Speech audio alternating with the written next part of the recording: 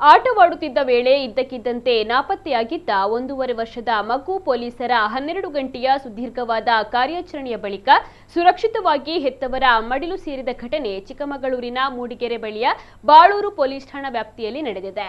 ಭೋಪಾಲ್ ಮೂಲದ ಗೋನು ಮತ್ತು ಸೋನು ದಂಪತಿಯ 1.5 ವರ್ಷದ ಶಿವಂ ಕಾಣೆಯಾಗಿದ್ದ ಮಗು ಎಸ್ಟೇಟ್ಗೆ ಬಂದಿದ್ದ ದಂಪತಿಯ ಮಗು ಆಟವಾಡ್ತಾ ಇದ್ದಾಗ ನಾಪತ್ತೆಯಾಗಿತ್ತು.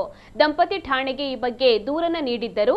ಪ್ರಕರಣವನ್ನು ದಾಖಲಿಸಿಕೊಂಡ ಬಾಳೂರು ಪೊಲೀಸರು ತಕ್ಷಣ ಕಾರ್ಯಪ್ರವೃತ್ತರಾಗಿ ಮೂಡಿಗೆರೆ ಪೊಲೀಸ್ ವೃತ್ತ ನಿರೀಕ್ಷಕ ರಾಜಶೇಖರ್ ಅವರ ನೇತೃತ್ವದಲ್ಲಿ ವಿಶೇಷವಾದ ಶೋಧ ಕಾರ್ಯಾಚರಣೆಯನ್ನು ಆರಂಭಿಸಿದ್ರು.